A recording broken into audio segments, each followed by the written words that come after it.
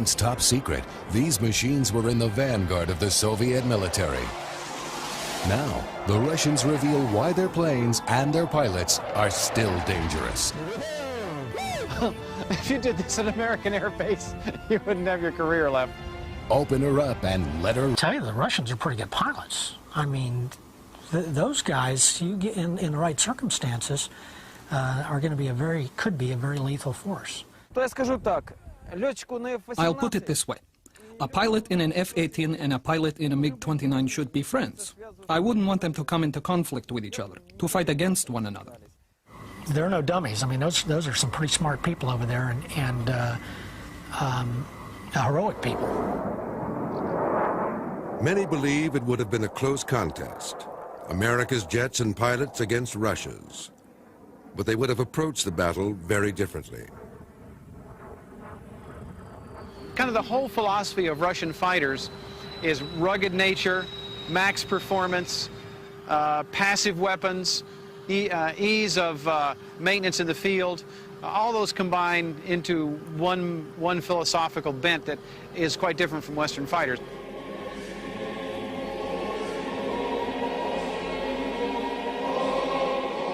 Russia has impressive air technology, which may even surpass the West in some areas. But their way of doing things has a practical, almost primitive side that baffles Western observers.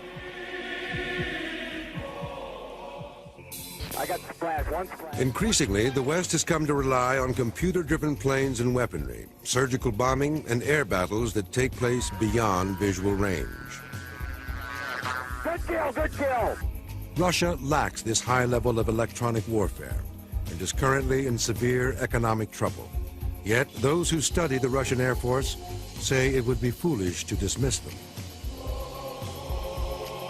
So I wouldn't count them out. I wouldn't dare count them out, particularly when you have airplanes that are this effective, this combat capable, this rugged.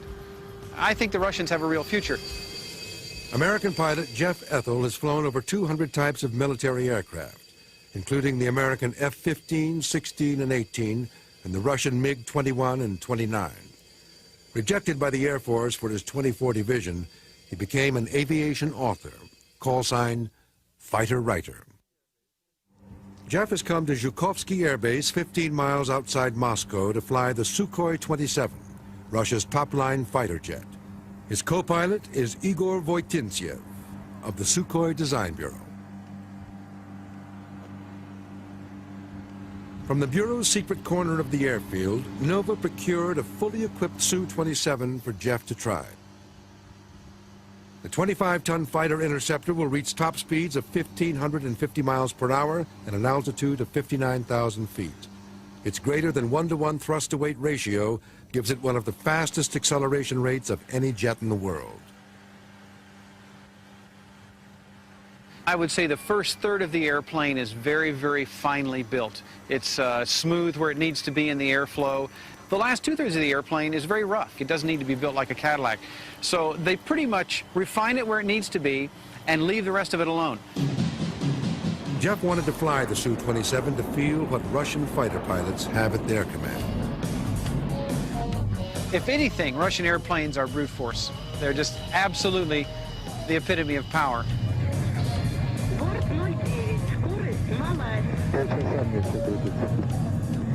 And the first thing we did was a terrific low level. And Igor was quite happy to be right down in the street. Igor said, here, let me take it. We went down into a riverbed. And I mean so low that we could see the distinct trees coming by on either side of the riverbank. Low-level flight is dangerous, especially at a blistering 650 miles an hour. But Russians have always valued the ability to fly low in support of their ground troops and to evade radar detection. Then just pointed the nose up, went into afterburner, punched through the cloud deck, and the first thing we started to do was a series of rolls. I show you turn with afterburn, okay? pulling high G in this airplane did not seem to be as uncomfortable to me as maybe in some other airplanes. Probably not as good as an F-16 because you're lying down a bit, but certainly easier than most airplanes that you sit up in. A little overshoot.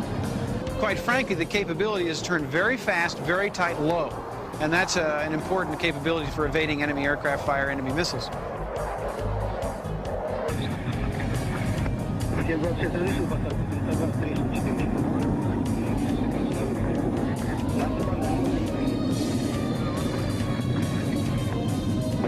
And I said I would like to do a few rolls. He said, fine, we'll just do them over the runway. I said, no, I mean a couple rolls. No, just fly to the runway. I'll give you the heading. And then when you come down, I want you at 50 meters or less. And we'll come down, and then I want you to roll it and pitch up in a half loop for landing. So here we come, roaring across the runway. I mean, zipping along, and I'm figuring I'm pretty low. He says, you're not low enough. So bump the stick a little bit forward, and down we come. And I mean, we were low. Okay. Yes, sir. If you did this at American Air Base, you wouldn't have your career left. There are many striking contrasts between Russian and American air bases, not the least of which is overall appearance. In the United States, daily FOD sweeps for foreign object damage clear the flight line of the smallest bits of litter that could wreck a jet engine. At Russian airfields, metal scrap is tossed in the open. The grass is allowed to grow tall, even on the runways. Birds, lethal to an engine if sucked inside, gather freely in the fields around the tarmac.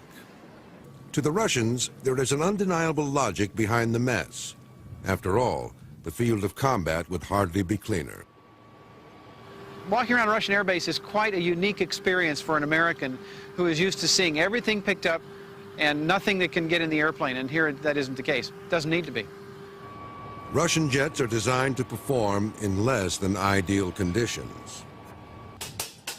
Retractable titanium grates protect the engine intakes on the Su-27, 30, and 35. The MiG-29 has doors that automatically shut on its intakes to keep them from inhaling debris. During takeoff and landing, the MiG's engine breathes through slits at the top of the wings. They build airplanes like tanks. The U.S. Air Force and the West builds airplanes like fine watches.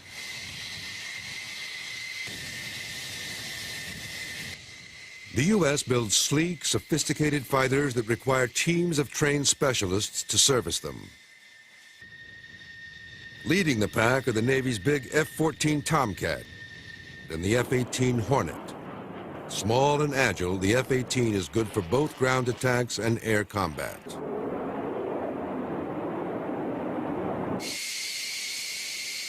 The heavier F-14 carries a larger weapons load and more fuel than the F-18.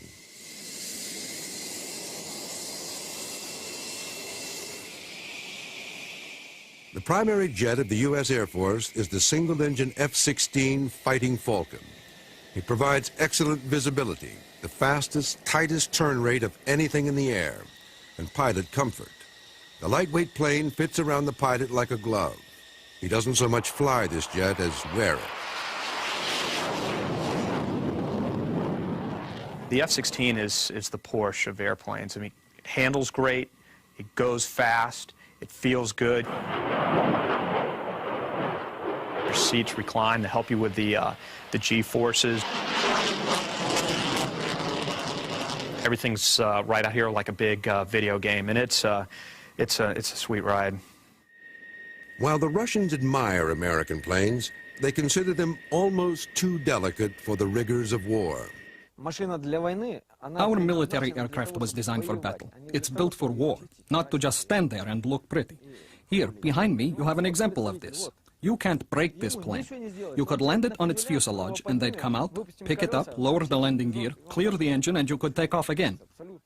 We go at it with a scalpel, trying to very, very carefully hone the capability, build the weapon. They go at it with a sledgehammer.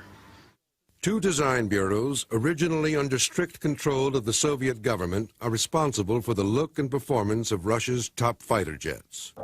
The Mikoyan Bureau created the MiG-29, a small, potent fighter for close-in air duels, and the MiG-31, a long-range interceptor for patrolling Russia's vast borders.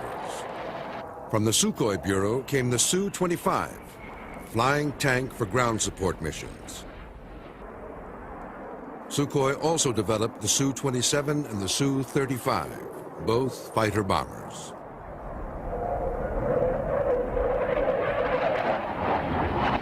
The Russians also claim they have the best ejection seat in the world, seen here in test footage.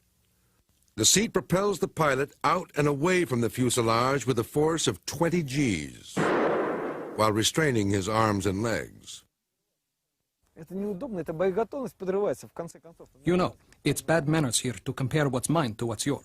But when I flew in the F-18, it took half an hour to buckle me into the seat. It's just not practical. In the final analysis, this can really reduce the battle readiness of America's Air Force. Here we just jump in and buckle up. In your planes, one person can't do it himself. You've got hands and legs going everywhere.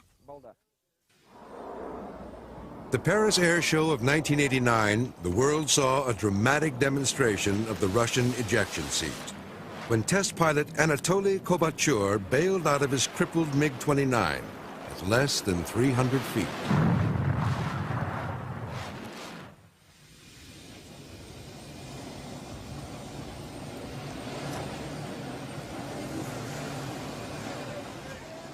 Kovalyov walked away from the accident.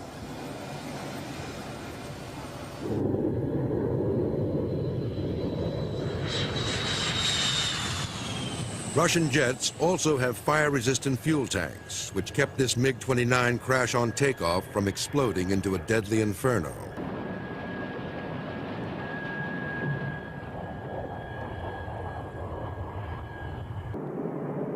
Russian test pilots were among the first to experience extreme G-force in the days before its effects on the human body were understood. Yet even today, Russian fighters wear only a partial G-suit, more like a girdle that fills with air to force blood back to the body's major organs and prevent blackout. You know, we always try to wear the maximum amount of G protection we can get. Now we're even talking about full G-suits that go from your neck all the way down. In Russia, there's also maybe a bit more of a, I'd say, a macho attitude toward flying. They sometimes do not wear G-suits in their airplanes. Sometimes wear an abbreviated G-suit. So in the West, we'd probably be a bit shocked at that. In the breakneck race for faster, deadlier fighters, Soviet Russia and the U.S. built machines that reached speeds in excess of Mach 2, twice the speed of sound. Maneuvers in the Su-27 or F-16 can put up to 9 times the force of gravity on the pilot. But it is how the two countries employ this technology that sets them apart. Russia's Air Force believes in preparing for the close, dirty air duel, where pilot skill and maneuverable aircraft are the keys to victory. Part of the difference in mentality between the Russians and the West as well has been the belief that the dogfighting mission has never left. Over the years, we as Americans have always tried to ditch this mission. After World War I, we said the dogfight was over. After World War II, the dogfight was over. Then no, then after Korea, no, now it's over. The Russians have always believed in the dogfight. They've never left it. All of their airplanes reflect it. In the West, Russian pilots were often seen as unimaginative flyers, slaves to commands from the ground. In reality, they are quite innovative and daring. They perfected this maneuver, which they say can only be done in their Su-27 class of jets. Known as the Cobra, it resembles that deadly snake coiled for attack.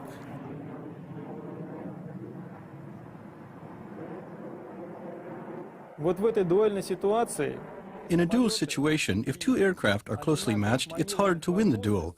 The Cobra lets a pilot who's being pursued rise above and slide behind his adversary, thus becoming the pursuer.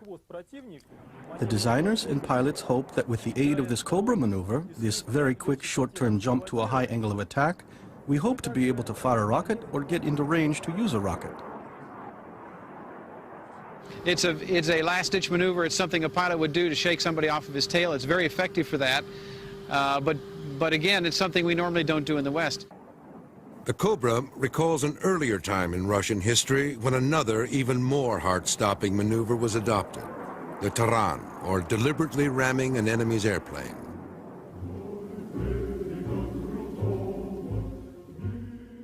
Taran was first employed in World War I by Peter Nesterov, who ran his propeller into the tail of an Austrian bomber. He did this because he ran out of ammunition. And Nesterov, the practitioner, the pioneer of this technique, died, but his example lived on.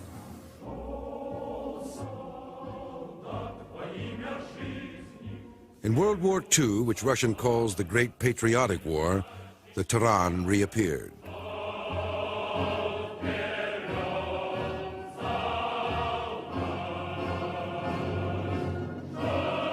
One has run out of ammunition. He can't simply leave the battlefield, return home and say, "You guys keep on fighting, I'm going home." After all, that would be desertion. This pilot must continue with the battle.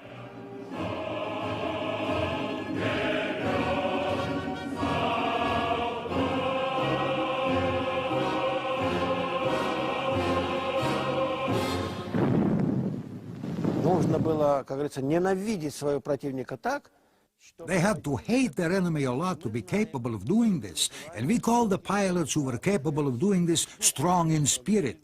It was only the strong in spirit who could carry out attacks like this, and we know that the fascist pilots did not do this type of attack. They were too afraid.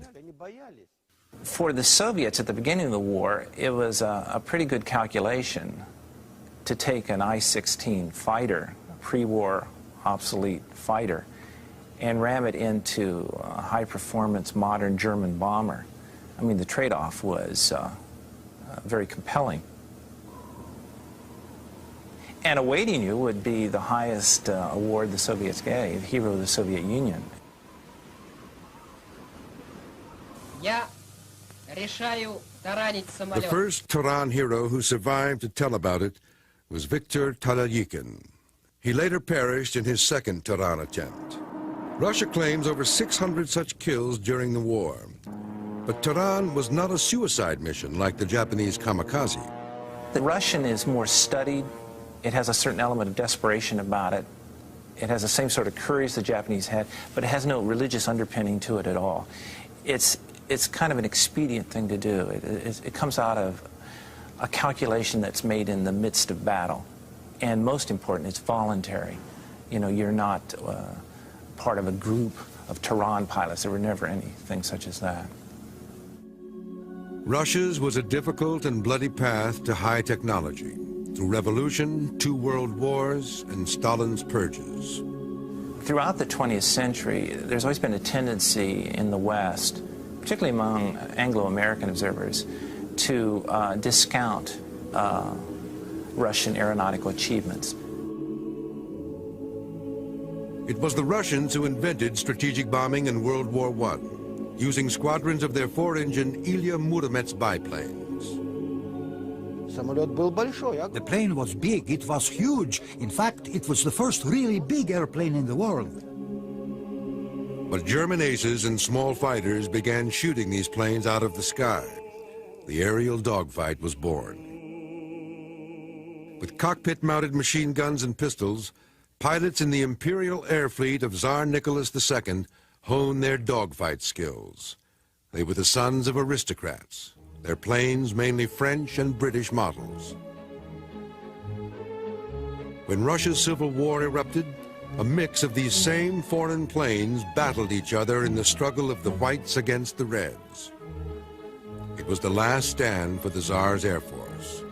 In 1917, the Bolshevik regime took up the banner of combat aviation, along with a new breed of pilots.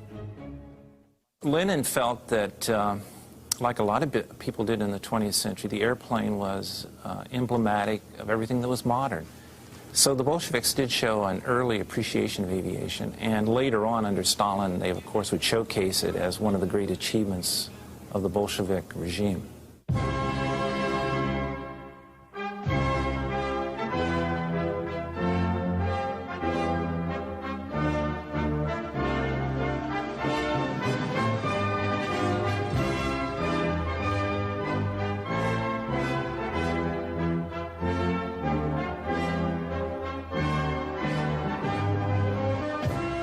Stalin was obsessed with making and breaking world flying records, using his own group of airborne socialists, the Falcons.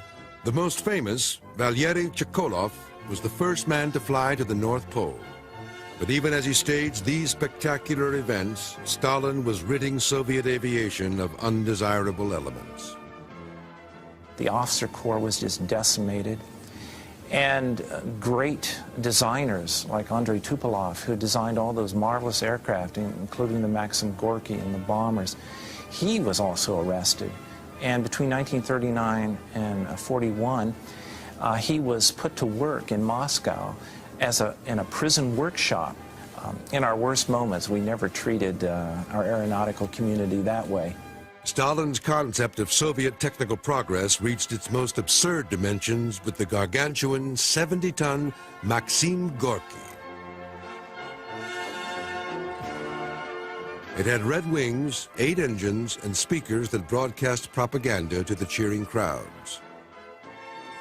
It ended an ill-fated flight in an aerial demonstration when a smaller aircraft endeavored to do a loop over the Maxim Gorky and crashed into the wing. The Gorky's demise foreshadowed the start of the First Great Air War. In June 1941, the Third Reich's Operation Barbarossa laid waste to the mighty Red Air Fleet still parked on the ground. It was a stunning blow to Stalin and the Soviet people, who thought their air power was invincible.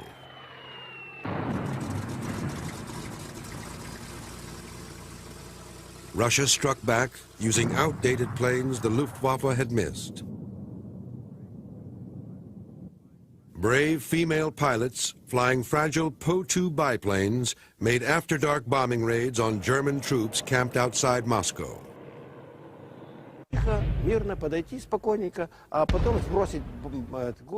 Quietly, coolly, they approached the target, dropped the bombs, and then got out of there. And so, if you keep this up all night, soldiers need to sleep, right? But then, after a while, regular as clockwork, he's just on the verge of sleeping, and here comes another bombing raid, and it wakes him up. And then they bomb him again, and so it continues all night. And so, those girls of ours, the ones that flew the Po-2s, they were called the Night Witches. It's all a matter of tactics, right? Tactics turned out to make all the difference. The Red Air Fleet became quite good at using tactics over technology. Resourceful Soviets captured Luftwaffe planes, painted over their markings, and flew them back into battle against their creators. They would also take them apart to see what made them so good. Meanwhile, Stalin pulled vast resources from the domestic economy into military industry, moving 1,500 warplanes and millions of laborers east beyond the Ural Mountains for protection against air attacks. By the Battle of Stalingrad, Soviet Russia had its own ground attack fighter, the Il-2 Sturmovik.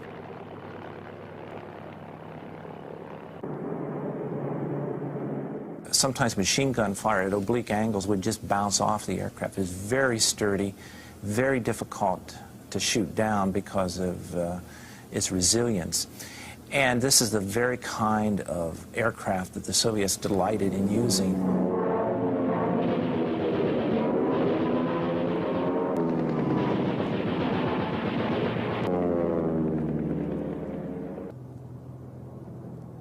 In the battle over Kuban in 1943, Soviet flyers overwhelmed the Luftwaffe with their improved dogfighting techniques, led by their top ace with 59 Nazi kills, Alexander Pokrishkin.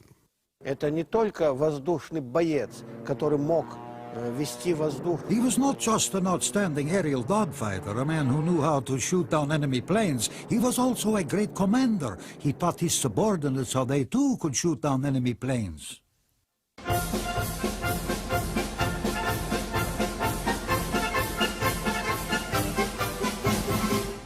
Pushkin was once asked, having downed 59 German aircraft, why he never used the Tehran.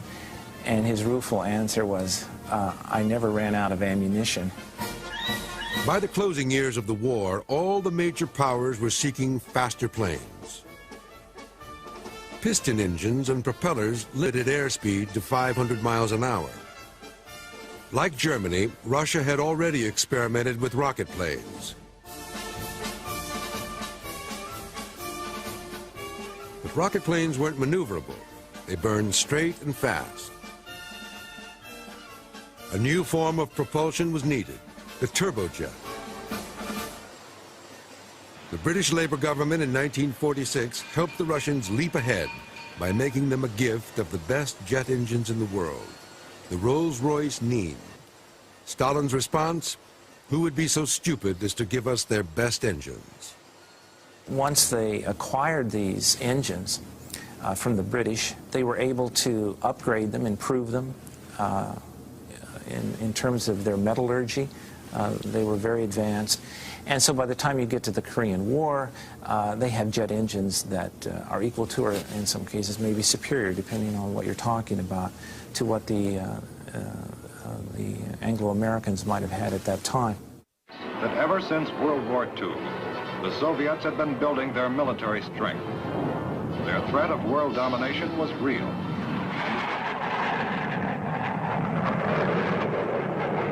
The big shock in Korea was the appearance of a stout, fast, extremely maneuverable fighter jet built by Soviet Russia, the MiG-15. They were flown by North Korean pilots, but their early kill rate against the Americans was astonishing. Now it is known that there were also Russian aces in the cockpits of those MiGs. The Russian participation in the Korean War, even today, is a shadowy episode. And slowly we're seeing in memoirs and articles and historical literature more candor and detail about what the Soviets did. На таких самолетах наши летчики в Корее встретились. In Korea, our Soviet pilots flew this aircraft and scored many victories against the American F-86 Sabre. Среди нас, наших летчиков, да. Ну, например, такой я могу привести фамилию Шутягин. I could cite the example of Shutyagan, a hero of the Soviet Union. He received this distinction in Korea for shooting down 11 American Sabres. In the middle was Shabcha, who shot down either 5 or 6. Yes, there were such pilots. То есть летчики такие есть. We also have pilots who participated in this war and unfortunately did not shoot down any aircraft. There are also pilots like that. К сожалению, сбитых не имеют. И такие летчики тоже были. Korea was the last reputed use of Tehran, though enthusiasts believe there's still a place for it in modern warfare. Так подошел близко, что с ним делать? What if an enemy aircraft has closed in on you from the side? What will you do? You can't shoot him and you can't fire a missile. He's too close. Well, it could happen. There's a lot to think about with these things. But today, faults of Tehran lie far away for both sides of the old Cold War. The clearly defined foe has temporarily vanished.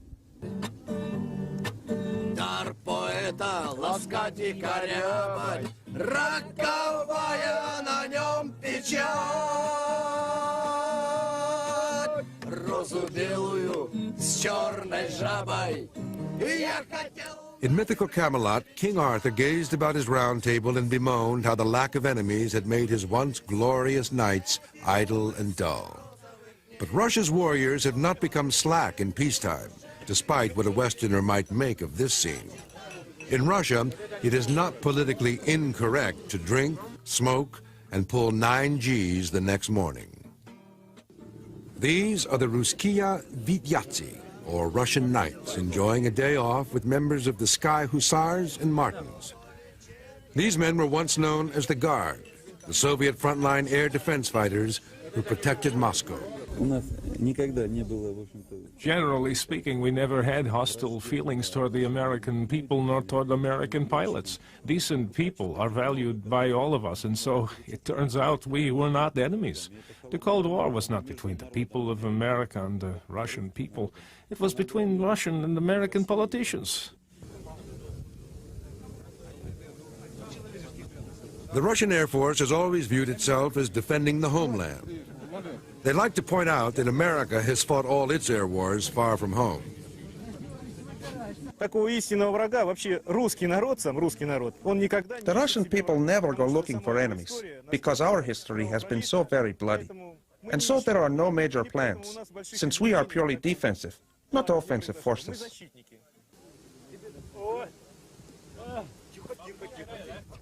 With the Cold War over, these men are relieved old hostilities have ended. But their mission remains unchanged, to guard the skies over Moscow. Their home base is Kubinka, tucked in the countryside west of the capital. Once, this place did not appear on Soviet maps. Westerners were forbidden to visit. Today, security is considerably more relaxed. Since the collapse of Soviet Russia, the biggest problem is money for fuel and getting pilots enough airtime.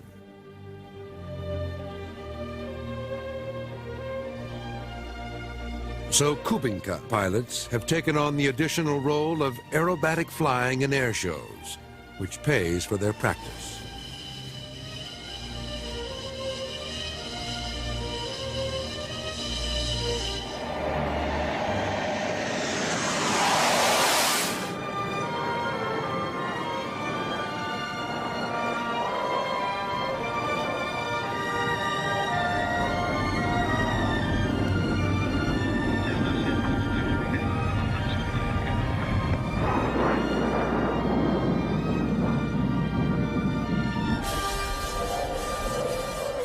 This formation flying is not as innocent as it appears.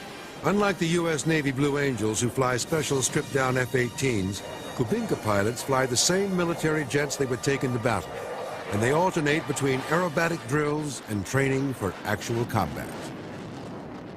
I can be flying loop-the-loops here today, and tomorrow I'll be at the military training ground dropping bombs and firing my cannon.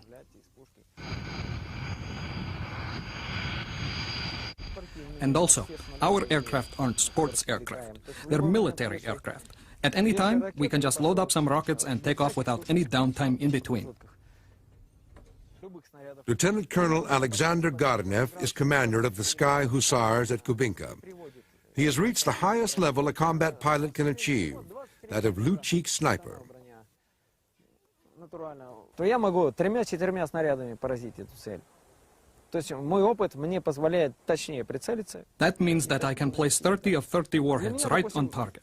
My experience allows me to sight better than most pilots and destroy the targets. I don't have any problem whatsoever with destroying moving targets. I'll fly in, it'll only take me 2 or 3 rounds, and I'll take care of it. That's why I'm a Lyotchik sniper.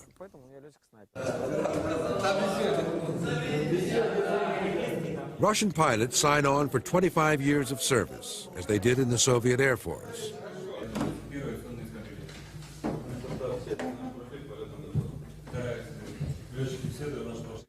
Garnev says training today is much the same as it always was. Но мы не готовимся к какому-то конкретному образу врага. Нет, конечно. We don't prepare ourselves for any specific enemy. No. We prepare ourselves to be ready to fight. Whom we fight does not matter. What difference is there? I mean, the maneuvers will be the same. The tactics will be the same. Our mission was always to master the technical aspects of our tactical maneuvers, to learn how to use them skillfully.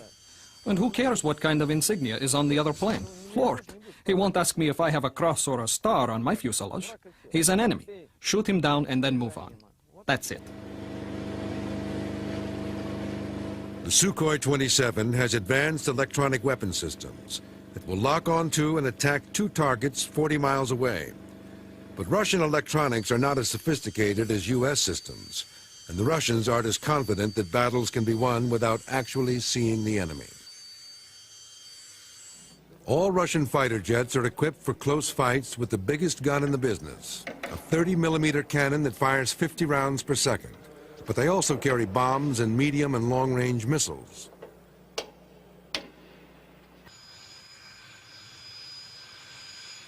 The Russians believe air combat will always degenerate into a tight tangle. So these frontline defense pilots at Kubinka prepare for the inevitable by engaging each other in close contact dogfights.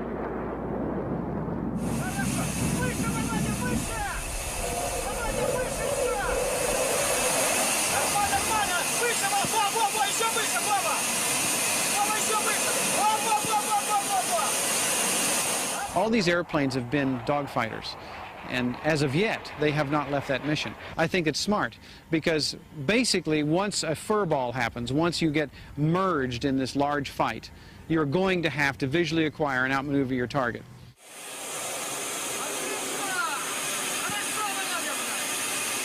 In Russian dogfight training, there are critical maneuvers every pilot is expected to master.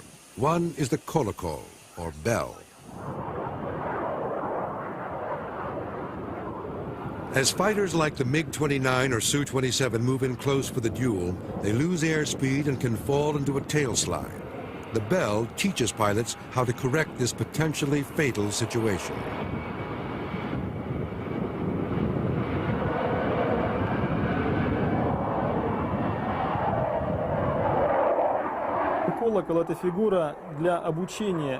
The bell is a maneuver for training pilots how to control their plane at zero airspeed, so they won't be afraid of these speeds and will know what to do if they encounter them. This kind of situation, a loss of airspeed, can happen in aerial combat. The jet hangs vertically for what seems like minutes. As gravity pulls the plane earthward, the pilot tips the nose down, then maneuvers for recovery.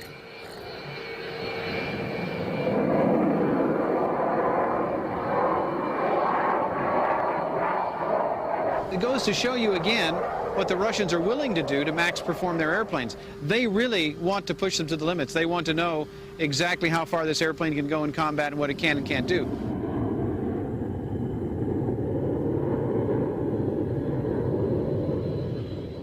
Though now at peace with the Russians, America and its NATO allies still eye them with caution. That's because Russia is selling jets and training pilots for countries not friendly with the West. I don't trust anybody unless they're wearing their stars and stripes. I mean, you just don't know who your enemies are going to be tomorrow, the day after tomorrow.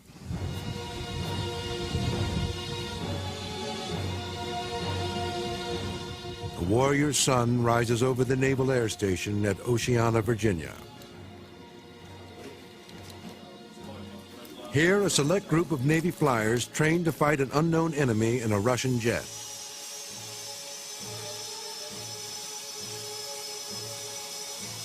The so-called adversaries at Oceana fly Navy F-18s, painted to look like the Russian MiG-29 Fulcrum.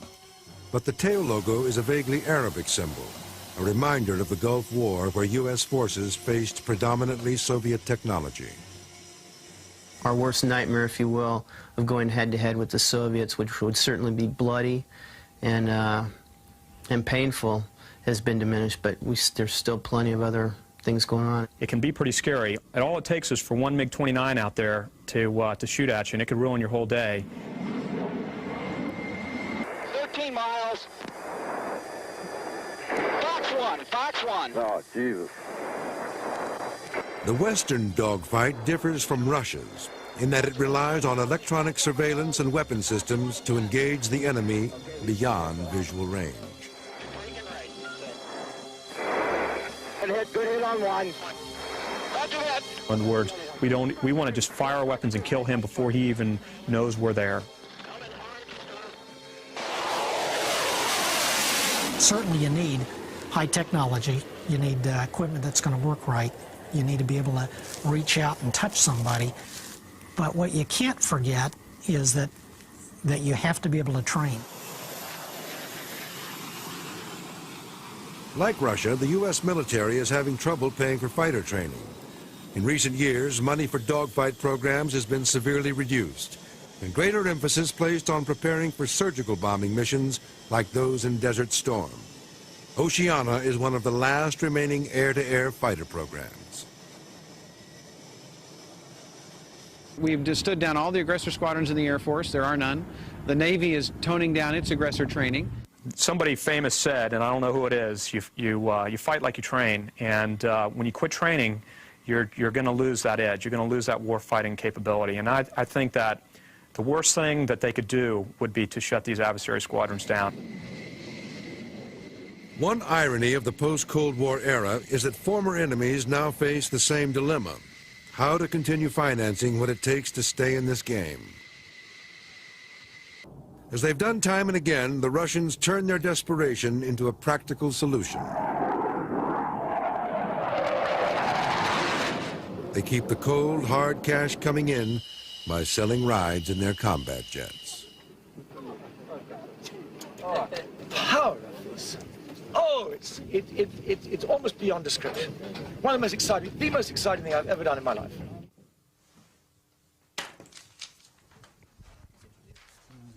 The sacred realm of the Russian fighter pilot is being invaded by Western thrill seekers. A person who is not quite ready for G-loads, there may be the instant loss of eyesight. Oh, okay. But it will pass very quickly. You won't even notice it.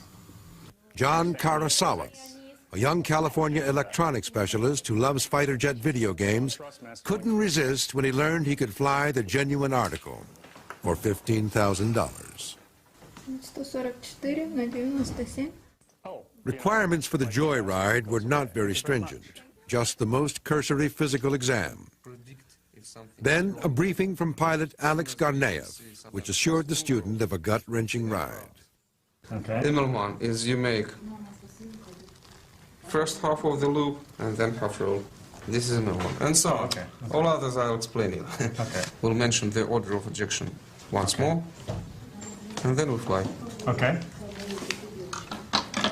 If you're ready, we'll go and change. I think so.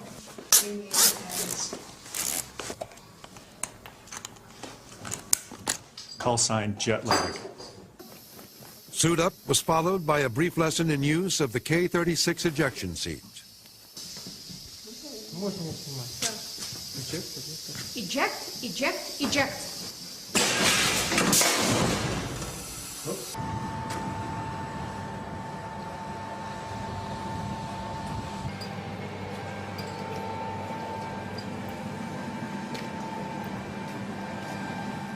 With John buckled into the cockpit, there was one small final detail: signing the release form.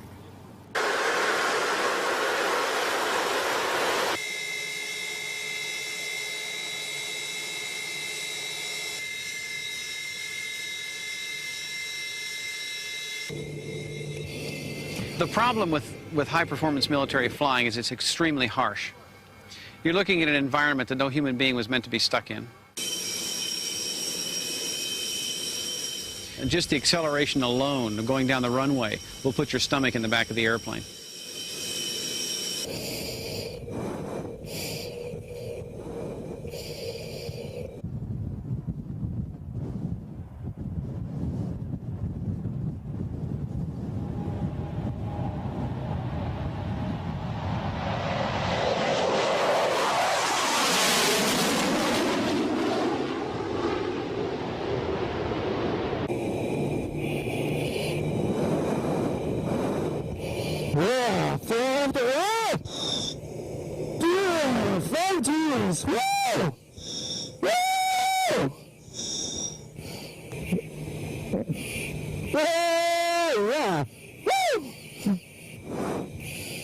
You put a person in an airplane like this, and their inner ear spins, they're pulling many G's, they're going upside down.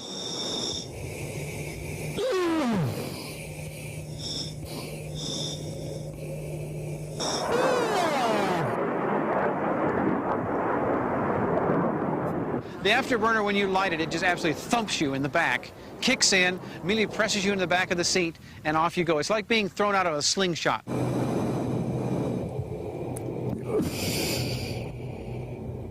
The problem is that most people don't realize how violent it's going to be. And as a result, what happens is they get in it, they don't know they're getting sick, and all of a sudden, they're getting sick.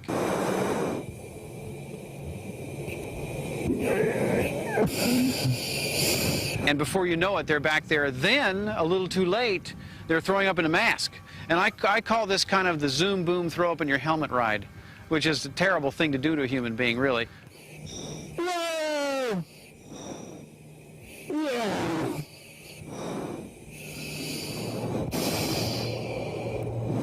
I am not feeling too well right now. But you really have to become acclimated to this kind of flying. It takes a little while. Anybody can, but it takes a little while. I will say this, at first it seems like a blur, but after you're through, you know you've done something that's quite unique. I'm a little bit woozy.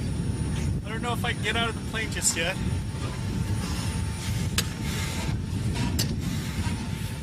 Where's Vladimir? Where is that guy? Oh, come here. Thank you. How are you? Very good. Good. Vladimir, you can be my wingman anytime. Oh, it is.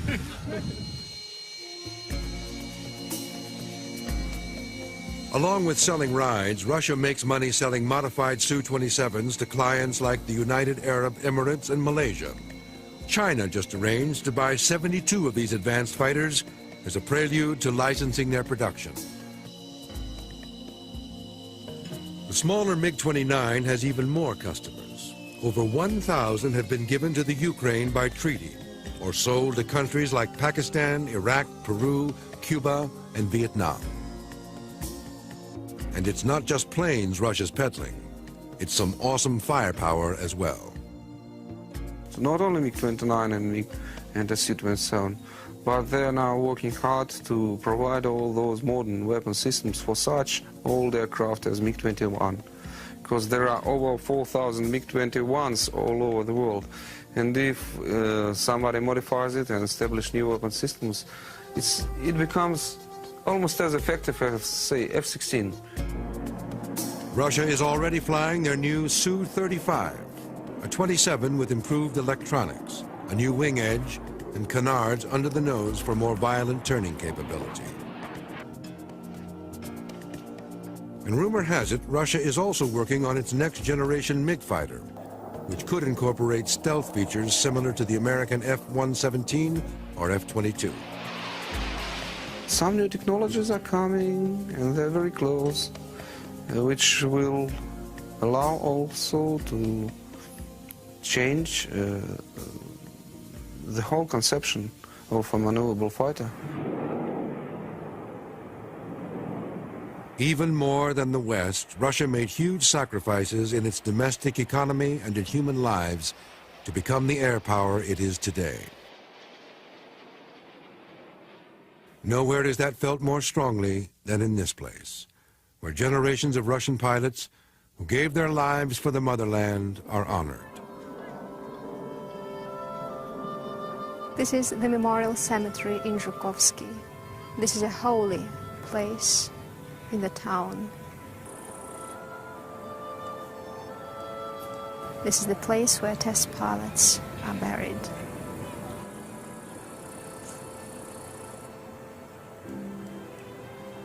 Today is the anniversary, the 13th anniversary of my husband's death. He was killed in an air crash 13 years ago on that particular day. That's why I'm here. The families come to the graves, to the tombs. Pilots, friends come and recollect some scenes from the pilot's life, a lot of recollections.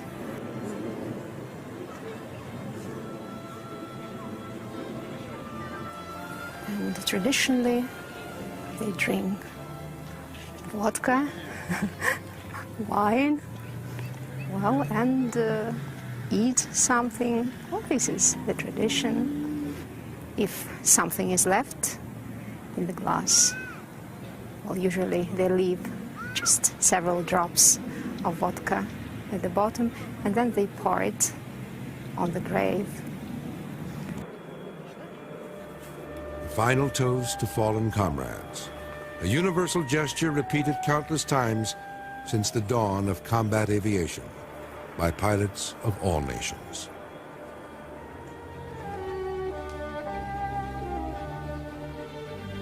I was talking with one of the Russian pilots yesterday before we flew, and we were saying how sad it is that we love to fly machines that kill. The reality is the best machines, the most beautiful machines are designed to kill. It's a very, very strong tug-of-war inside a pilot that he has to think about employing this against somebody that he really would probably like sitting in a bar with and having a drink.